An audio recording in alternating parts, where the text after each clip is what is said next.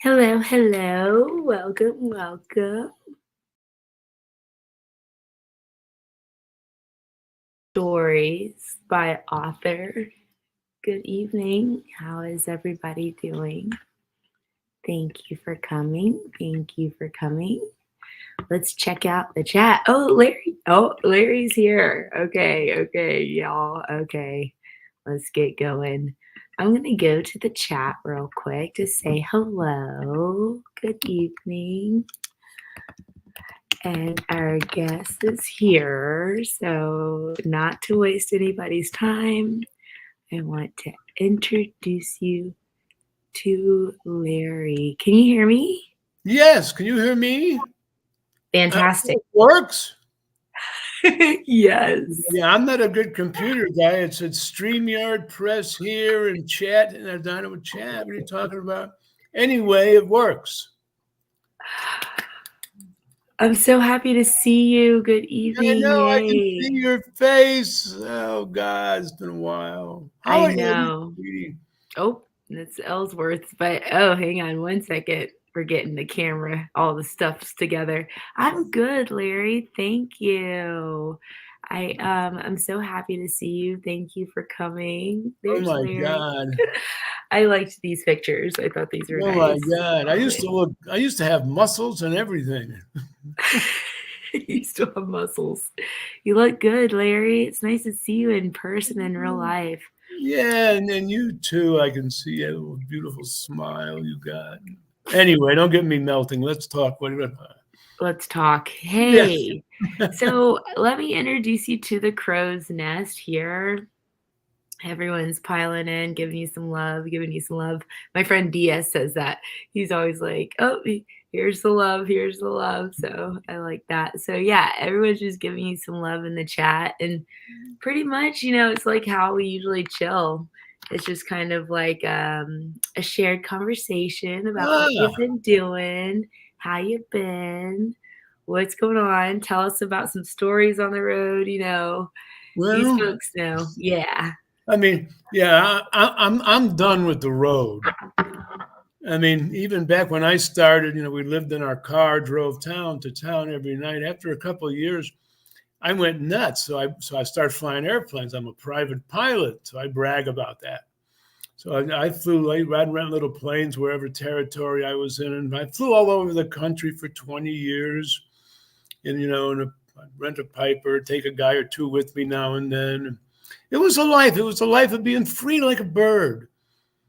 Flying over rush hour, looking at all the New York traffic backed up for miles and miles, and I'm up there by myself, flying over the Statue of Liberty. Good memories. That's amazing. So you would fly when you were on the road? Oh yeah, I flew from town to Oh, town instead of driving. You know, that's amazing. Yeah, I mean, I don't obviously have my pilot license, but my gosh. What tell us about your movie? Like I kind of ah, was like, yeah. see if I can get this on. I got a surprise. Boo Yes. on me. I had to show you that. I I got, have I to got get my one of Boo those. on Me shirt on because I had to talk about the movie. I'm really excited about this movie I'm in, and we did it at the end of 2019. We just finished the movie before the holidays, and then a month and a half after that, the stupid COVID crap came in. Mm. But the movie really didn't get slowed down too much because there was one editor that could work in one room by himself and all that. So the movie's done. They had a little premiere, tiny premiere at the Royal Rumble, some pre-show for some podcast group or whatever, and the people loved it. But it's a science fiction action adventure movie. It's called The Unbreakable Bunch. It's family friendly, and it's about a group of wrestlers who save a town from aliens. It's not about wrestling. It's not a wrestling movie. But I'm in it. Glacier's in it. He wrote it, and Luther Biggs, and they worked for 10 years to get this thing done, get the financing and get it done. And Ernie the Cat Miller was in it. Minga Tonga, he was in it. A couple cameos by some other guys. But it's coming out, and they're trying to push it to be out by the sometime coming up in March. So hopefully within 3 or 4 weeks, the movie will be out there. And the reason I got this Boo on Me shirt on is because it's a silly record. In 1980, we're talking 44 years ago, I made this record called Boo on Me. I wrote it and sung it. Some friends I knew had a studio, paid them $50 to play some instruments. But I wrote it and sung it in one take and made some records out of it. They're collectibles now. But it's called Boo on Me. And when the movie people heard it as my ringtone, they wanted to use it, and it was going to be at the end of the movie when the credits were going up, Oh my goodness. I'm sorry. Look Legality, at me. I don't Am know, I but I still say Boo on Me in the movie as I'm shooting aliens. So I got the Boo on Me shirt. That's the Larry, story on that. did you see me bleep out for a second? No. Oh, really? Wow. When did Okay. when did you freak out? Or I like left the room. Like Oh, well, the my picture keeps changing. Like right now you look really small. But then yeah. I was and there's big black letters that say, Zabisco on it with Vic's Crow. oh my gosh. Okay, two things real quick just to get back on track. So I figured out why sometimes I get kicked off my stream. It's because that VPN, I don't know if you have that I don't know what VPN. it is. I guess it just helps your data not get taken. But mine, if it goes out, then it kicks me off. So I'm going to note to self. So apologies for that little loop in time there. And then your background, I'm realizing I still have Ellsworth's thing on here, but I go clicking buttons and it could be bad. So I'm not going to click any buttons. I'm just going to go with these little Oh, yeah. I don't thingies. know. I don't touch anything. If I touch the screen, something happens. I don't touch anything. As long as it works. That's exactly what I'm trying to like avoid is clipping buttons. So, There all I am. right, there you are. Okay. So your movie, Boo on Me. I can't remember. Was it a horror film for some reason? Well, I can't. the movie is called The Unbreakable Bunch, and it's about a group of wrestlers who save a town from aliens. It's not a wrestling movie. It's not about wrestling, but it's a science fiction action thriller. It's family friendly, nothing dirty, nothing gross, but it's really a cool, well done movie. And it's so different than the movies today because everything's the same. Batman 20, Superman 15, But it's really a family friendly, cool movie that I think people will love it. Even if you don't watch wrestling, it's a well done movie. And I can't wait to see it. It should be out hopefully within like 3 4 weeks. That's what they're working on, but I don't know anything about streaming, and I don't know about if they're going to be in theaters or Yoo-Hoo or TikTok or Yikidoo or Boo Boo Boo or whatever. I don't do any of that. And it's I'll show you. Here it is. My flip phone. That's it. we got flip phones, guys. I know that was like the one thing I wanted to point out is that you don't do social media and you have a flip phone. That's it. I mean, I'm old awesome. school, and I like talking to a human being. And I rarely text. But this stupid phone, $50, it's $25 a month for unlimited talk and text. But it doesn't do any social stuff. If someone sends me a picture, all I get's an empty box. It doesn't send anything or do anything.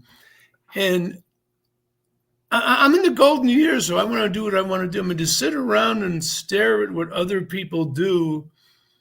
is it to me? I couldn't care less. Yeah, You totally. you want to dance around in a costume on TikTok? I go have fun. I'm not watching them. I know, I still can't really figure my way around TikTok. I'm trying, but it just, like, doesn't I don't Well, know. all the social media, and you know what? I don't want to get too philosophical. The idea of mass communication is a good idea in reality of nature because people can all come together, and talk to one another no matter where you're at. But unfortunately, there's too many weirdos, too many, sickos out there, robocalls, and now they're talking about, this AI, artificial intelligence. And so just remember, it's artificial, it's not real. So you got a lot of young people getting hit in the I hear horror stories, Vix, with young people committing suicide because they're cyberbullied.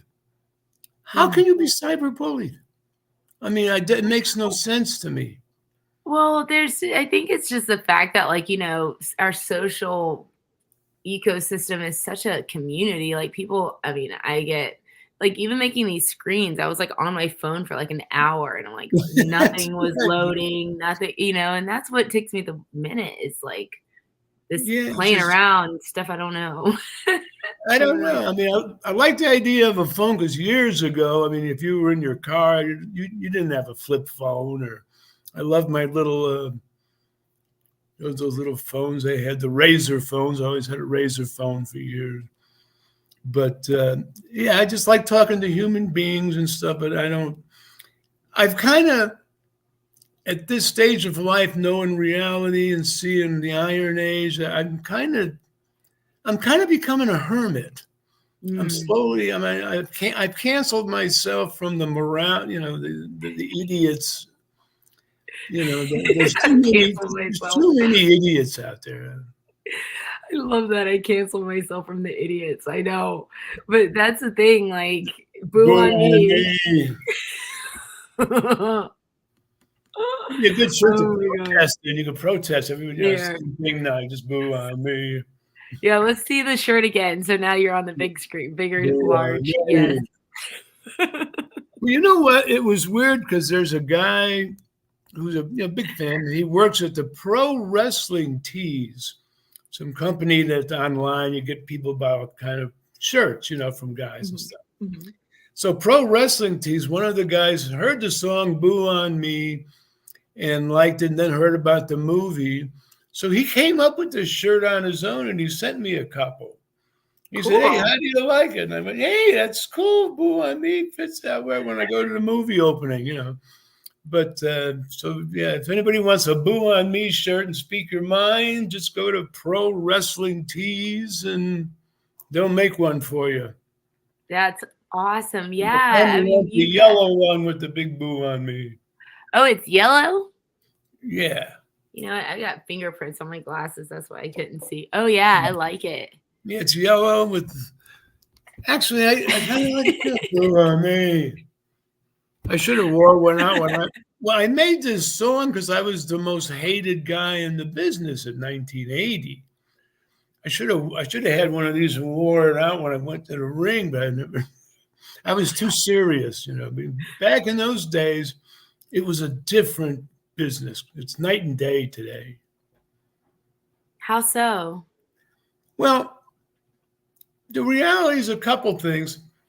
One was back in the old days, you had territories with promoters and guys who were wrestlers. And there was no wrestling schools, no indies, no nothing. If anybody wanted to try to be a wrestler, forget it. I mean, it was almost impossible to become a pro wrestler because all the pro wrestlers didn't want anybody else in the business because they didn't want to lose their job. So the guys that were able to maintain longevity were tough bastards. They knew how to hurt you. In those days, they had rules. You couldn't punch a guy in the face 3 times. The ref would stop you. But they were tough guys. They could break your arm, break your leg, and the old hooker shooters, we used to call them. And I was trained by a couple of them, as I was getting trained by Bruno with some other things. But back then, you wrestled every night and you had to get over because if you didn't sell tickets, you didn't eat. There was no contracts. And if you got hurt, no one paid your knee surgery. You were home for 3, 4 months rehabbing. No one's sending you money. You were basically, done. And so it was a business that kept everything really kind of on the mat, but with wrestling and stuff that could really hurt you. And people, were into it. But then over the years, it became more and more of moving around, sometimes uselessly, but it's getting like more and more and more the action part. But what's happened is now you've got company. I mean, the WWE in some ways is a great company. I mean, in terms of taking care of their talent, if you break your knee, on SmackDown or Raw, the WWE pays for your surgery. You're sitting home getting, rehabbing yourself for months. You're getting a check. So the wrestlers can take more chances now because if they get hurt, their butts are covered. In my day, they weren't covered. But nowadays, you really have a breed of amazing athletes. I mean, it's an awesome production with the lighting and the pyro and all this. They almost go too far in some of it. But you got amazing athletes, and they're doing amazing things. I mean, back in my day, if someone said, hey, why don't you get to the top turnbuckle, do a backflip without looking and crash through this announce table, will you, in these steel chairs? I tell them you lost your mind. Wouldn't even have thought. Yeah. Today it's like every match. But you got incredible athletes, and they're really doing incredible things that the fans appreciate. Because I think we're at a point now where the fans love it. It's a wild, wacky entertainment. They don't believe like in the old days, but they believe what they see, which are amazing athletes doing dangerous stuff. But the only problem with that is like every match is the same though. So it's like the good guy, bad guy thing kind of disappeared. And it's just another guy doing a flip off the top turnbuckle, And clotheslines. I was sick of clotheslines when I was broadcasting back in the early 90s and that. But I was sick of it. And I used to do a television show that was pre-taped, like me and Shivani or me and Jim or something.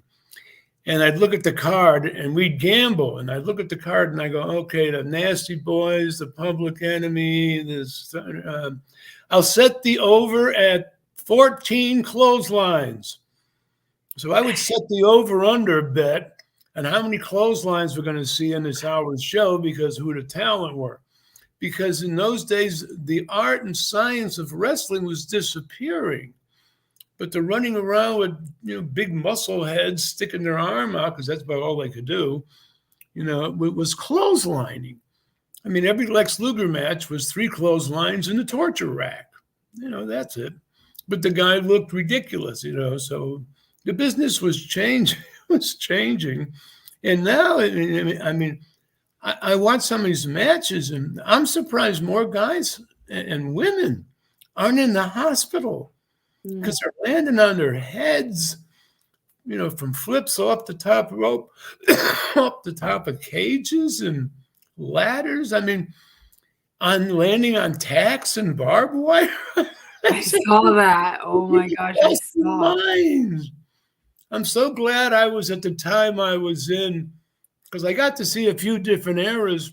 In the last era I did, the one in the 90s, when I was doing the broadcasting, I had a chance to really influence. I basically named the New World Order, and I'm the one that programmed the whole beginning of it, how it started with Scott Hall coming down and people freaking out, and then this, then that.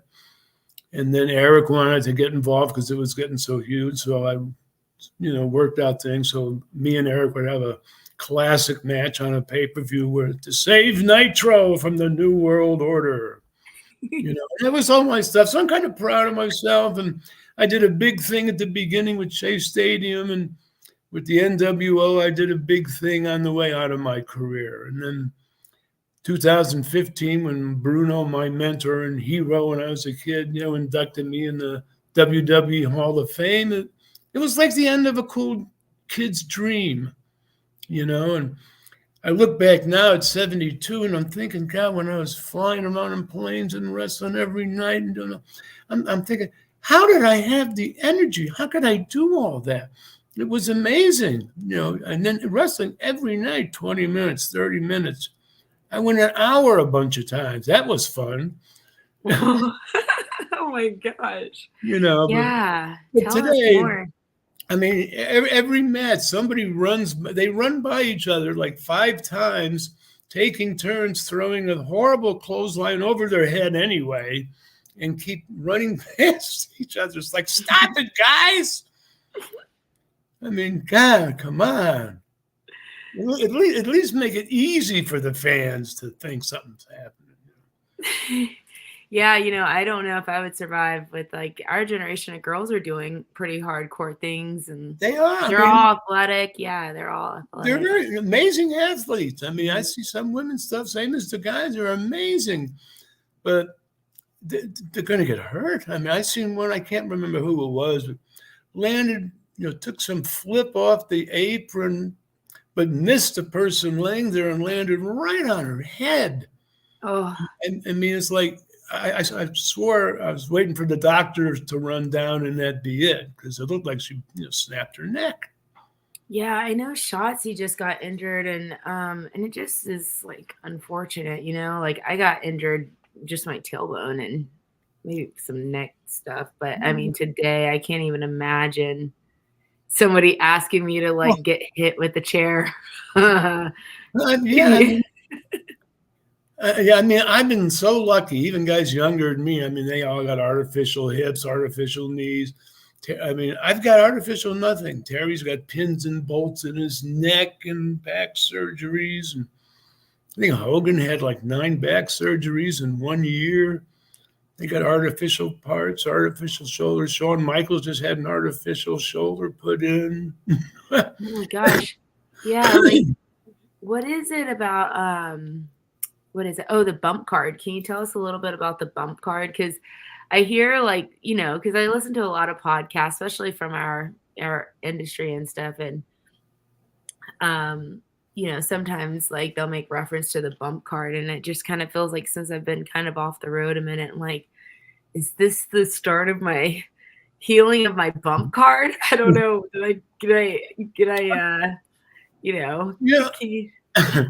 I'm not really, I've never heard the phrase bump card.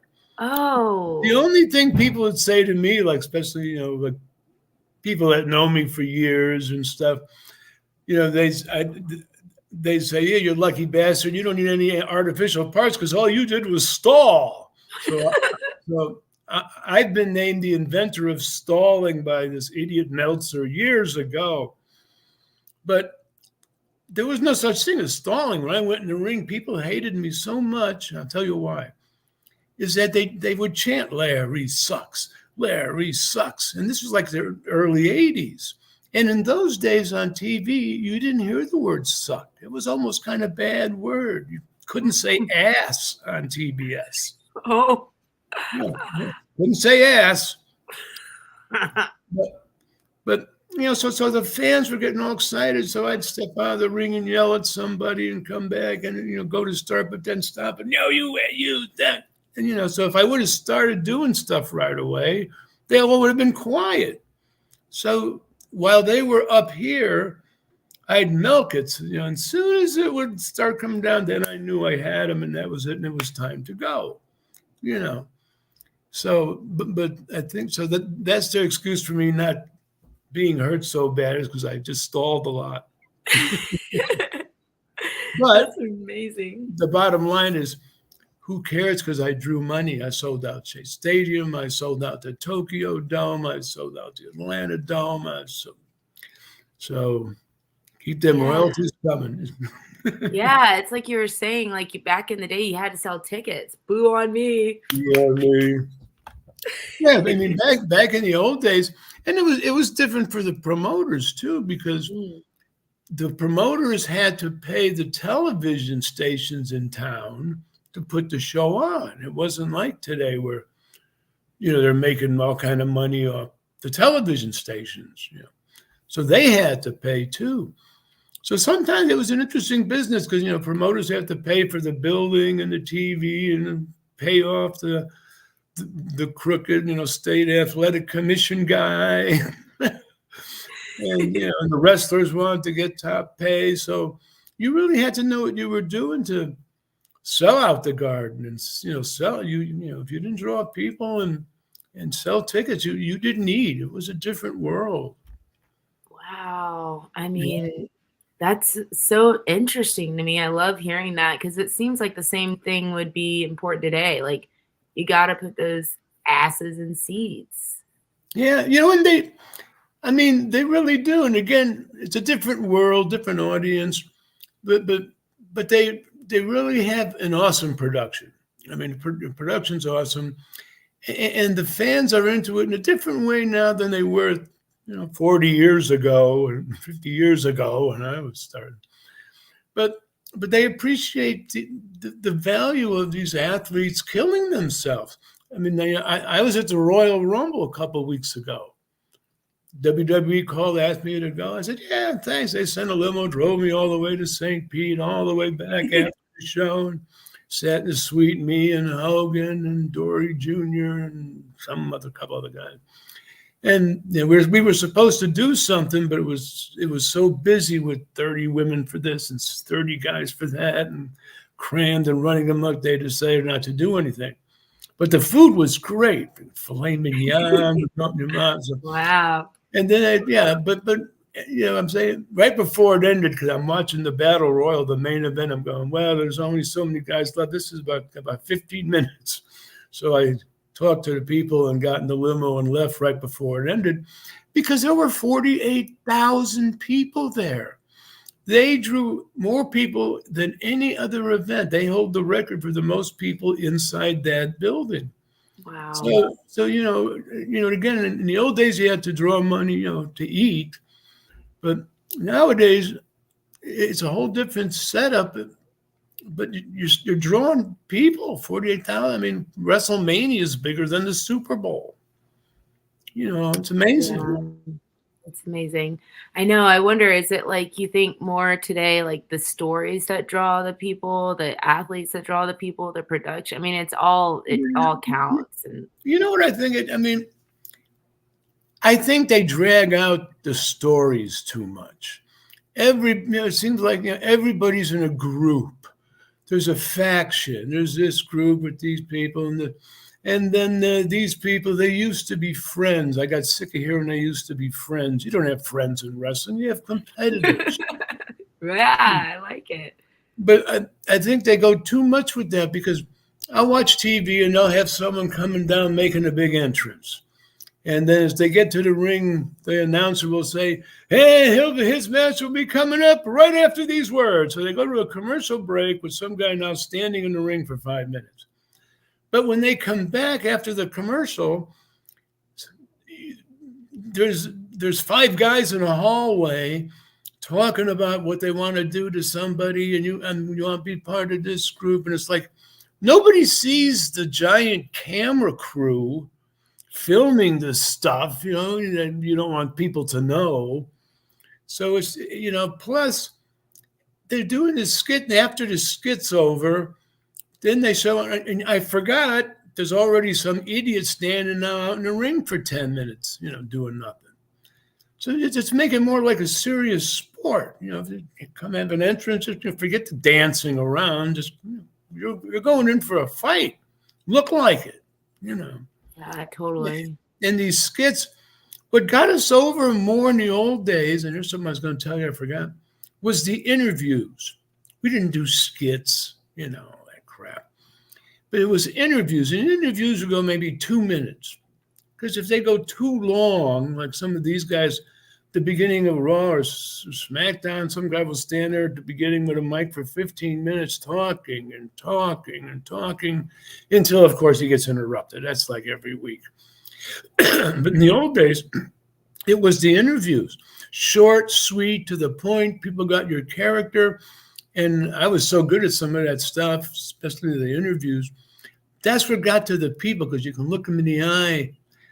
And one of the reasons people would chant Larry sucks for 15 minutes with me standing there not really doing anything is because of the way I worked and walked and that, but interviews too, because the fans believed that in real life, Larry Zbyszko was a total asshole. For real. They believed it. So I was, one of the few guys that really believed him, because they believed I was really a jerk. God, they couldn't stand me. So that was the secret, getting to them through interviews. But you do a 10-minute skit out there, it's like, oh, come on, guys, this is boring. Yeah, so you guys, I guess, didn't have a writing team. You guys kind of did your No, own we on don't the want anybody in the business. We don't want anybody to know our secrets. Writing team. I mean, when that idiot Meltzer first started the cheat sheets years ago, there was a couple of guys that got some good heat because what these guys would do with this idiot Meltzer is there'd be a couple of the boys would call him and tell him what's going on in the office and what's going on behind the scenes. So that's how this idiot would, find out stuff. And in return, he'd talk about how great this guy is, but this guy's really great. But that was the guy giving him the secret information. So then there's this stupid, spying and now, social media. But it's really evolved into a really awesome thing to watch. I mean, the production's awesome and the athletes are awesome and they're doing dangerous stuff and people see they're doing dangerous stuff. They got their chants down. They love to chant, holy shit, holy shit. You left up. You left up. This is awesome. Yeah. They live for that and they get it because the athletes are killing themselves, but they're getting paid and they're getting taken care of. So God bless them. Yeah, bless them, bless them, bless them all. I know it's so interesting because, like, as I was telling you yesterday, because Larry and I check in because he's like, I put Uncle Larry on there. She's my goddess, so I love him so much. We're family, so it's like it's nice checking in, especially like during the pandemic because I wasn't on the road, and so you and I are both kind of just like talking about the universe and like the Gaia and Gaia, yeah, Mother Earth. Well, Mother Earth Mother is Earth. The only living planet in the solar system is Mother Earth. And she's got life all over her because it's the feminine nature that's the creator, that tenacity to create. Women have it. They call them women, oh, you might be emotional. They're not emotional. They just have a tenacity. They're going to do what they want to make, and that's it. And the man's characteristic, the opposite, is to protect and to provide. That's why men are usually bigger, stronger, because they protect and provide for what the woman creates.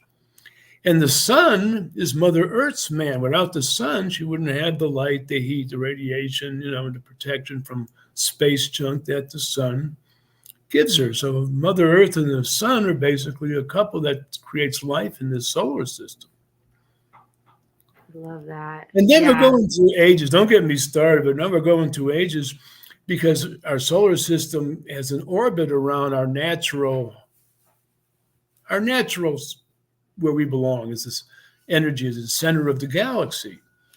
But in its orbit, it's elliptical, and certain parts of the orbit are farthest away from the center, and that's called the Iron Age because it's an age of density. The golden age is when we're closer. And our orbit coming around is getting to the end of the Iron Age. That's why I really don't like to watch the news because the humanity is getting way too stupid and abused. And the top, the elites who want us to live on bugs so they can have steak and, lobster and bacon, all stuff I love. But we're supposed to live on bugs because, climate change, we want to mess up the climate. But we have no power whatever over what the earth and the sun do. We don't have any power over the climate. I mean, if we're stupid, we can pollute our water for us, but we're not going to affect the earth.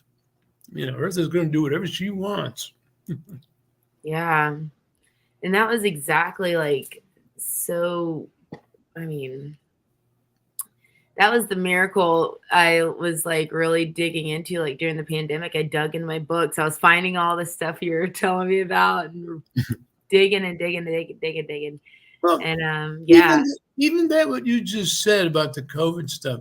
I mean, human beings, we're all creators. We're all a piece of what we're all a small drop in an ocean of all conscious energy, which you could call God if you want. We're all part of it. And living in an age of where the parasites in the iron age of density, you talk about the COVID. Why, instead of these medical minds creating cures for young kids with cancer and eliminating, why are they making bioweapons? Why are people trying to kill each other? This country's at war with this country because this God's different than their God, and we got 50,000 gods. I mean, it's just it's getting to the point of it makes no sense.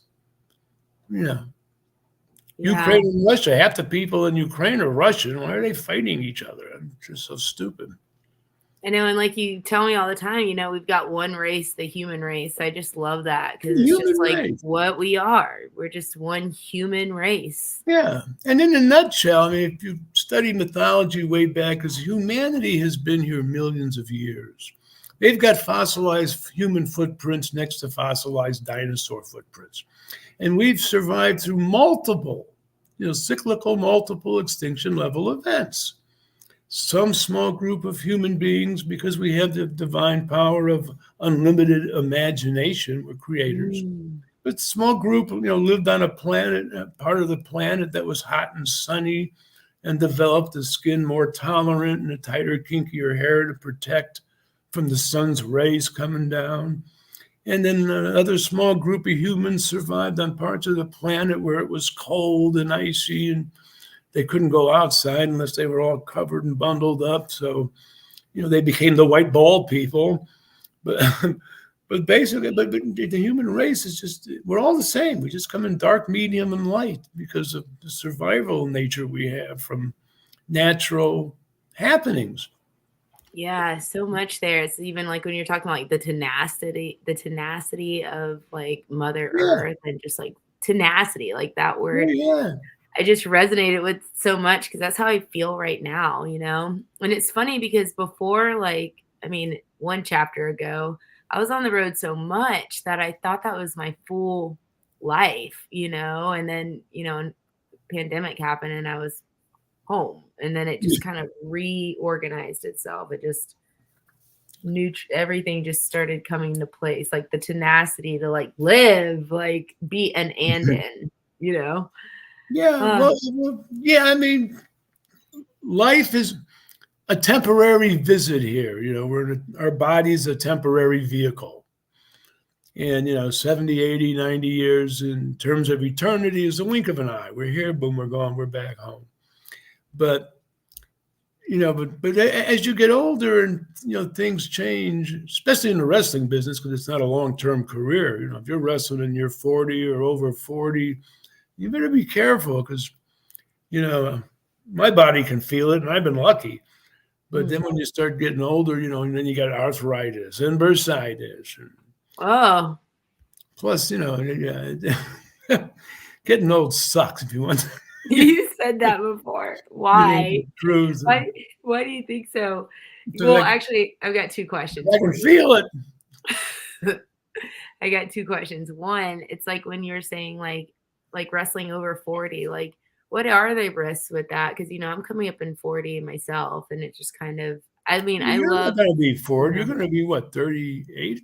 okay, 38. So I still have a little bit of time, but thinking about like, I was telling you about, the kayfabe situation, Australia coming up, but I just feel like I've got a condition and that whole mindset starts to come in like, you got to start running the beach. You got to get all that. And I'm like, oh my God, where is this coming from? But, it's like, I wonder if like once I hit 42, 43, I mean, I know there's a lot of women that are still in their 40s and doing the thing, but Oh, yeah. 40s is still young. I mean, if you take care of yourself and work out, even if you don't, go back on the ring ever, but even for your own health, I mean, because, you're such a beautiful woman, it's ridiculous, man. Like, But but for your own health, I mean, you want to take a run on the beach, holding the water things. You want to do little weights or keep the wind up, whether you wrestle or not. It's good for your health. yeah, So, totally. but even in your 40s, you really don't. You know what? I didn't feel it until maybe 69-ish. It started, and then 77. It only started like starting to bug me where, it just, soreness and stiffness in the skeleton because my skeleton is beat. My health is great, but I Mhm. got to pull up to some stop signs on a sideways so I can like see anybody coming. I can't turn my neck that far. Oh, Yeah. I can't believe you're over 69 though. Like, it just seems like crazy that you have so much, like, so much knowledge of like your life has just gone through so many chapters. It's just such a big book. It's like, wow. You know what? I mean, when I reflect on my life, it's a hell of a story. I mean, I had a great childhood, good family in a different world. I was born on the south side of Chicago and grew up there a little bit and then wound up in Pittsburgh where my dad got transferred. But then as a young kid, 13, I decided I wanted to be a wrestler. I really looked into police work for a while because I was into like these murder mystery shows and the thought of Yeah. being a detective to solve murders and catch murderers was something interesting and just and good and right and help people.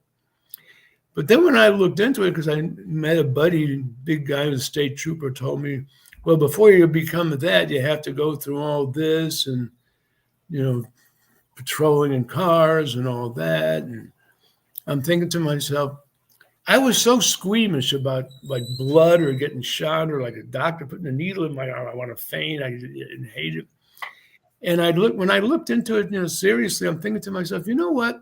If I told some guy to freeze and he coughed funny, I would have shot him.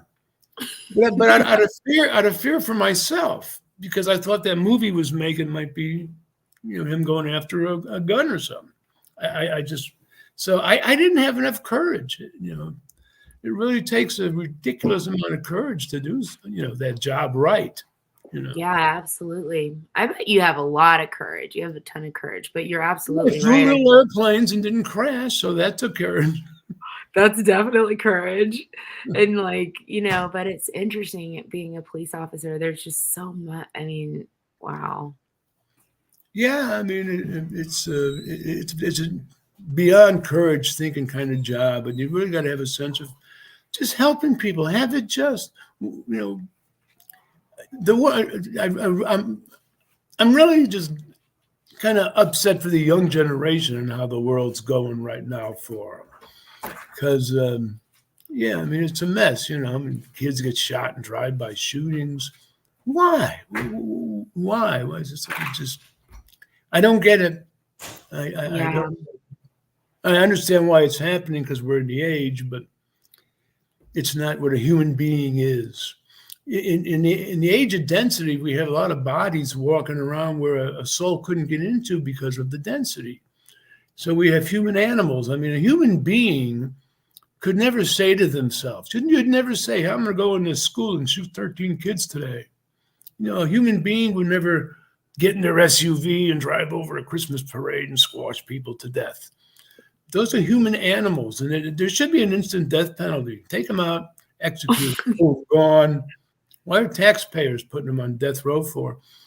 But those are human animals. It's a body with no soul in it, and that happens at the end of the Iron Age. It's one of the effects. Yeah, let's pray for us all. Oh my gosh. I Yeah. mean, that's I mean, I'm really enjoying life right now. I think it is interesting listening to how like wrestling's changed, especially with like social media and stuff, but and the AIs and everything else. I mean, I know nothing. I really don't. I've been living under a technical rock. Yeah. I Yeah. know Yeah. nothing. I'm I much know nothing. happier with nature and stuff. I mean, yeah, I'm keeping my flip phone till death. You love it. And then I'm gonna build you a tree house. Boo Yep. on me. Boo Oh on me, yeah. y'all.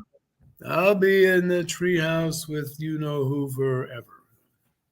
Yeah, I wanted to tell you about I wanted to talk a little bit about like yeah, that definitely Mother Earth and like the nature interests that we both share and stuff. It's just like so healing and it's just healing also like talking here with you and I can't believe you popped on here. I think that has a lot of courage. Well, I'm just like, I mean, I'm computer stupid, so.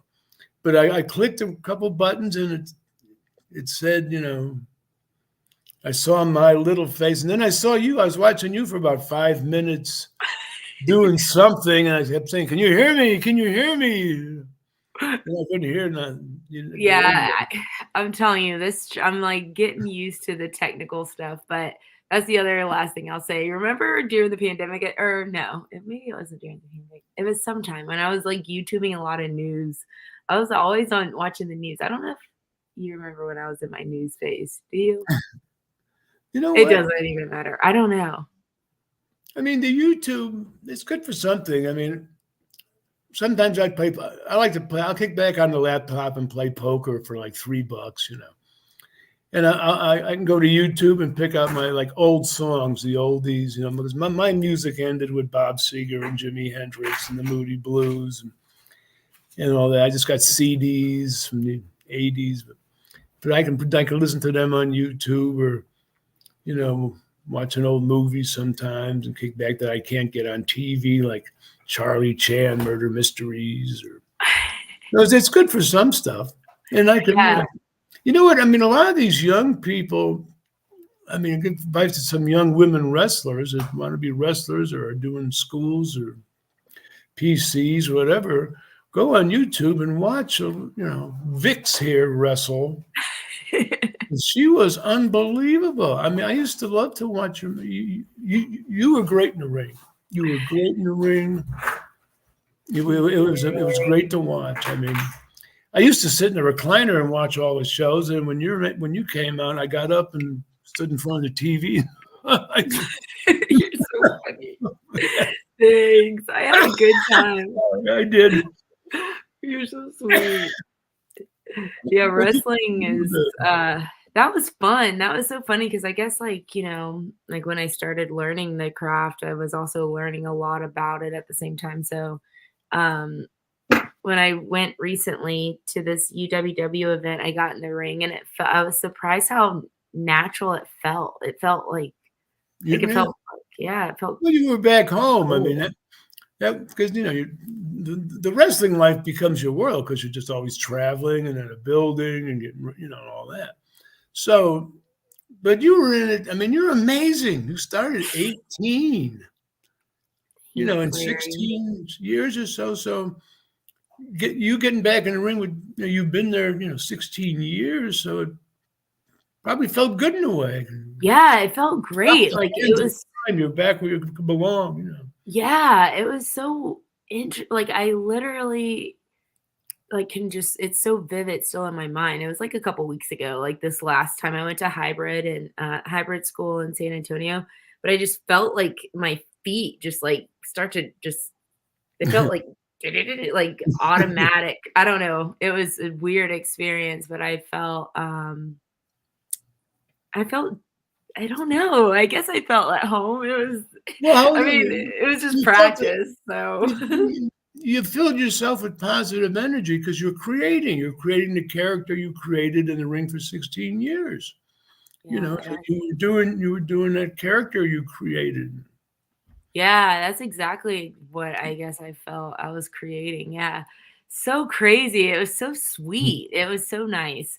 But I Well, mean, but I wasn't it wasn't in, like, the arenas with all the TV and stuff, and I don't even know, like, when I reflect back on, certain large events we were part of, like the women's battle royal, but I think, honestly, like, the match I felt comfortable hanging my hat up on because, like, I just never knew at that time was the Evolution match with me, Mickey, Alexa, Trish, and Lita. Like, I was just like, this is great, or I mean, in my opinion, but yeah, it can be um, fun too. I mean, it was a good feeling standing there, listening to 20,000 people chant "Larry sucks." It felt good to connect the energy with the crowd. Yeah, it felt good, but you know what? This last time at hybrid, like that practice, it felt better. It felt like mine or something. I don't know. It was different because I mean, I didn't have any opponent. There wasn't anything, I wasn't like I wasn't stressed in there, so it just had Yeah, a yeah. whole different life. I don't know. It Now you're was so cool. damn good. You just went back home, and I mean, Yeah, I felt at home. but I mean, you didn't do it overnight. 16 years. Yeah, That's a, yeah. that's good, especially how dangerous it's been getting, lately. So. Woo! And I know. I mean, I haven't had a table ladder chair match or anything like that, but I mean, I don't think I'm gonna be having any of those in my lifetime. I can tell you that. No, I mean, yeah, it was so different. I never even saw any of that stuff when I was watching as a teenager and then starting. I mean, it was just wrestling. It was just no one use them, bats, and they reach under the ring, and there's always something. You reach over, it's like you walked into Walmart. Okay, I'll take these and this chair and this kendo stick. Oh, okay, just happen to be here. And you pull out a table, and the crowd goes nuts. Yay, someone's going to fall through a table. All right. So then the mind game becomes, okay, now which guy's going to crash through the table? So then you can mess with that psychology. So many things, right? Yeah. Yeah. So it's I love how you're explaining how different it was, and definitely I mean, I know you were flying around, but I have a question. Did you ever use MapQuest? No, in my day, there was no MapQuest. I Mm. mean, you mean like if I wanted to drive to someone's house, I would MapQuest them on the computer? Mhm. So, Well, but what we had was a chart. I had like a map, and on the map would be the cities, and then they had things VOR where you could get the plane up and set a dial to the frequency of where that VOR cone is, and kick back, have a smoke, because the plane would fly right there.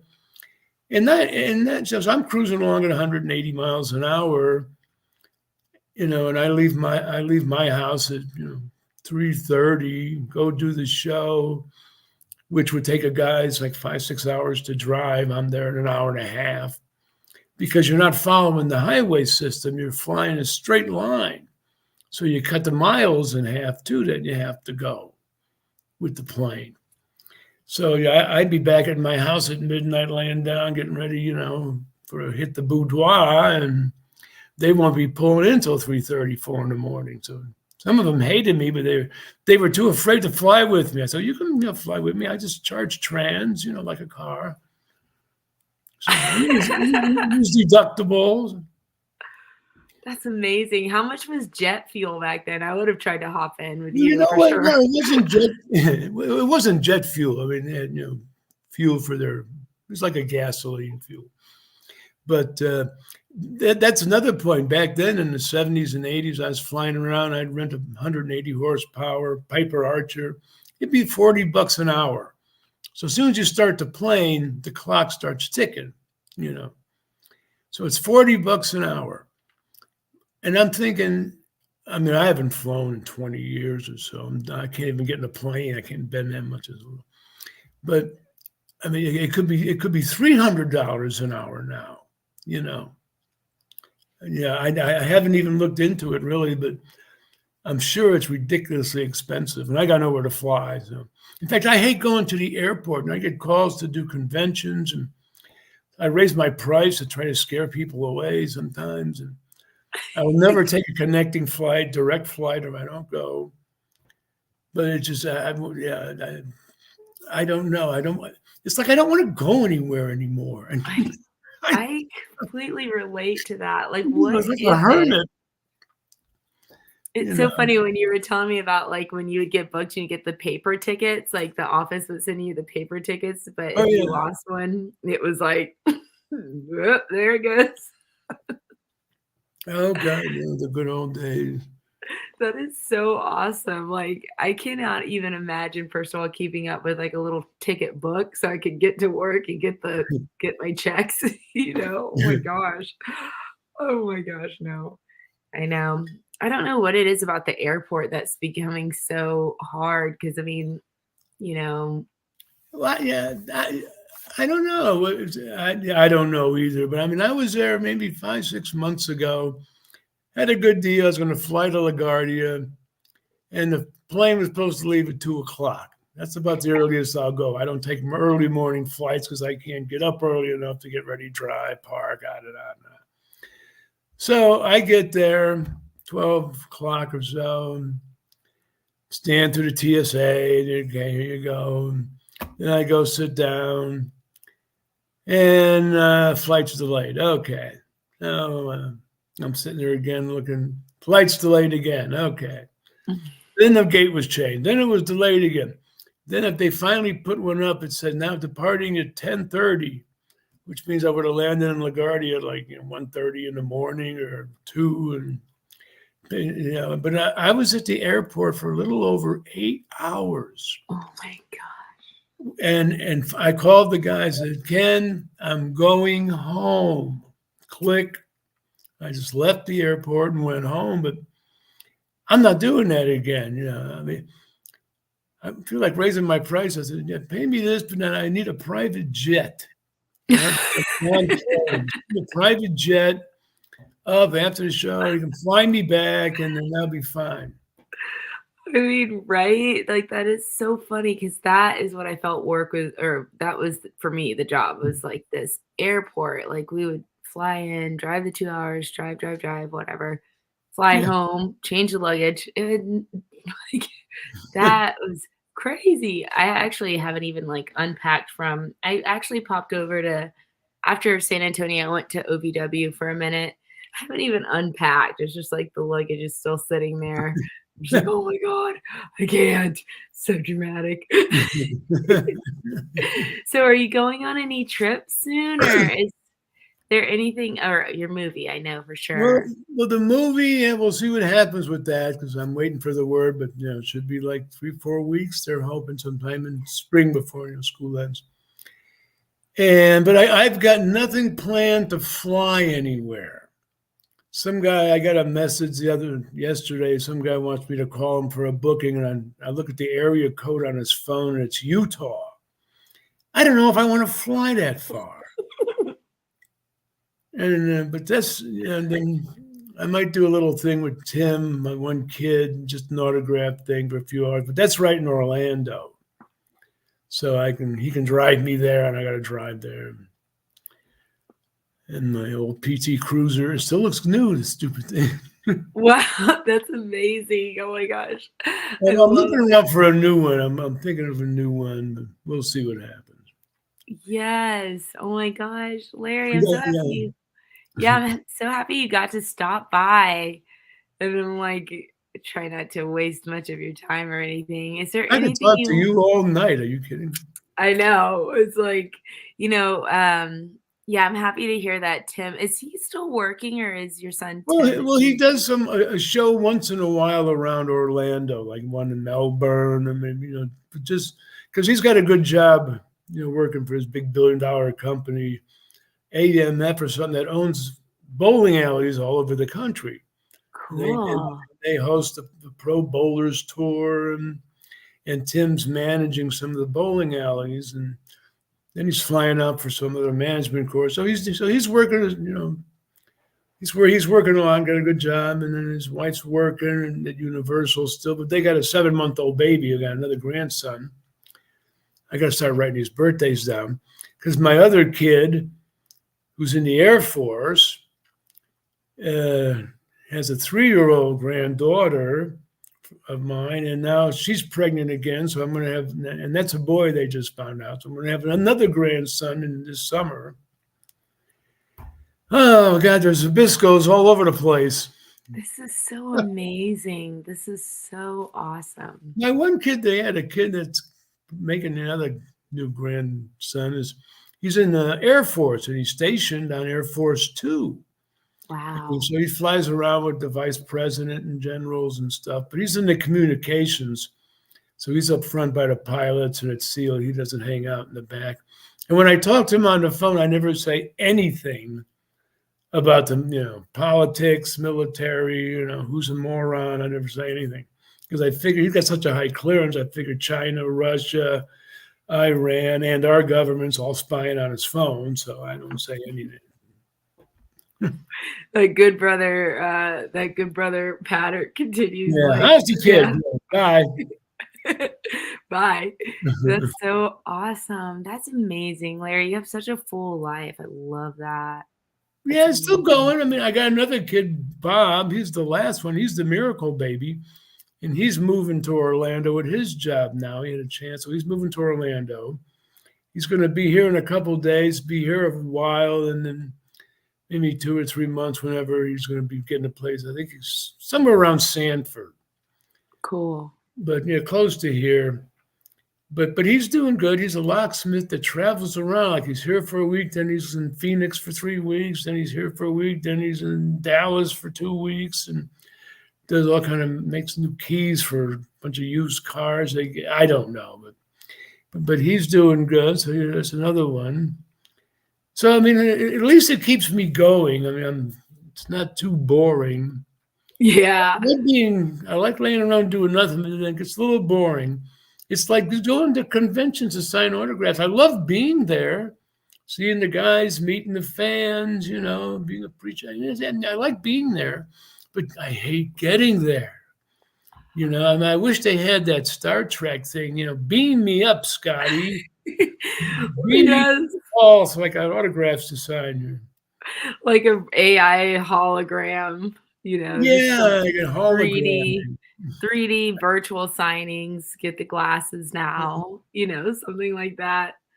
I know, I feel you on that whole travel part. I wish that was a little easier, but I don't have any other ideas of what would make it easier. I mean, it's just Yeah. what it So is, right? right now, I have no plans on going anywhere, but something will pop up. We'll see what happens. There's always something. There's always something. There will. Are you going to Mania just to finish up? I don't know. I mean, everything went cool at the Rumble, and I talked to him and said, well, hey, if you need me at Mania, let me know. I'd love to be there. And left it like that. I'm not kissing butt. Still waiting for a check, so we'll see. But I don't know. I mean, I'd like to go. It would be fun, doing the annex, meeting the fans. I mean, it's hard to follow their show because they do so much stuff too fast in a way that confuses you. And now it's a 2-day show, but I don't know if there's anybody in the Hall of Fame yet because it's only like 2 months away at that. Let's see. Our friend Little Silver here, he knows everything wrestling. Silver, is there anyone in the Hall of Fame yet? The Rocky sucks chant is insane on the past SmackDown. The Rocky stealing my gimmick. The Rocky sucks. Yeah, I've been seeing all the drama on the TV, but yeah, you're right. Like, I don't know. I've been in like nature and stuff, so it's funny getting my wrestling hat on. I'm like, brace myself. I have to like use this cheese grater, filter. Well, Larry, is there anything that you want to drop down here before we sign off? And I can. Oh God, I could talk to you all night. We just got one more shot at boo on me. You guys, boo on me. Boo on me. Perfect for family events and protesting. Well, y'all heard it here. .com, boo on me. Say the website again. What is it? I'll put it in the chat. Oh, it's you mean the pro wrestling tees? Yeah. Oh well, pro wrestling, boo on me. Yeah, I know. Pro wrestling tees. Yeah, TEES.com or something. But they thought of this because it was good because I say it in the movies, and it was a record I made 44 years ago. It's been on YouTube forever, and I don't know how it got there because I didn't put it on. But that's the story of my life so far. Kids coming here, more grandkids all over the place. I might go somewhere, and I just wanted to get warm so I can float in the pool and relax, you know. Definitely, you definitely have always had the killer tan. I definitely I know know, that. but I'm losing it. I need them to go in the sun. Yay. Well, Larry, thank you for stopping by. I look forward to seeing your movie, hear the album. Boo on me, guys. Well, I'll let you And know as soon as I hear when the movie, is available for people to see. I'll definitely let you know so you can plug it on your show, and yeah, everybody will be letting everybody they know. So we'll get the word out. we'll get it out. I love it. The You know, Unbreakable Bunch. the Unbreakable Bunch. Yeah, good movie. I can't wait to hear. But everybody that saw it at the preview like really loved it. So Y'all heard it. Y'all heard it. Let's see. I'm glad they Okay. heard it. This is fun. So here we go, Larry. I'm going to tell you how we usually close out our show. It's pretty simple. It's a little abrupt, but I'll just like play this video and then say the goodbye, goodbye, goodbye, and then we're out. Is there anything else you want to leave Oh, here? oh, are we still on? We're still on, Okay, but I didn't get uh, that. Oh, yeah. yeah, I No, was like, yeah. I mean, everything's going good, and I just, God bless the fans. Without the fans, there wouldn't be us. And over the years, it's changed from fans, and wrestlers to like one big family of people who love this crazy business, which is entertaining to watch. Awesome production, super athletes killing themselves. What the hell? I mean, the only thing that could beat this is if we brought back the Romans so they could feed the wrestlers to lions, and then that'd be a pay-per-view. that Rock would be versus the lion. a total sellout on Yeah, that one. yeah, oh, yeah. All right, guys, we got Larry here. We love you, Larry. I hope you come back, I love you. Hey, anytime. all you gotta do is let me know. I'll do it whenever you want me to. So. You're so sweet. Thank you so much. Everyone, thanks for coming by and thanks for giving us the love in the chat. All right, my friends. Here. Oh, we got the Hall of Fame. Wait. Yeah, I believe Paul Heyman will go in the Hall of Fame this year. It'll be in Oh, his hometown. super. Yay. Someone who never Cool. wrestled, right? Well, maybe one day you can induct me in the Hall of Fame. Okay. Well, you should be someday. Two-time Diva champ, star of Total Bellas. You know what? If you look at it, the way your athletic ability was, the way your movement was in the ring, the way you look in person, you're beautiful. I mean, you basically defined the era of the diva. It evolved into the women's division now. But the last era was the era of the diva. And you were the perfect diva. They even had your big giant face on the side of one of the WWE trucks. I remember seeing like, oh, look at her face. I mean, it was huge. They painted your face on his truck. Probably caused a bunch of wrecks. You're so funny, Larry. I love you so much. Thank you so much Well, for all thanks for you having me do. on Thank anytime. you. Thank you for coming. Yeah, I have so much fun. I love you guys, fans of wrestling. Oh, thank God for wrestling. And then pray for us all. Pray for us all. Yeah, let's just Uh, all live happily ever after on a beautiful planet. It's not hard. it's not hard. It's not hard. Mother Yeah. Gaia. All right. We love y'all. Ciao. See you. Ciao.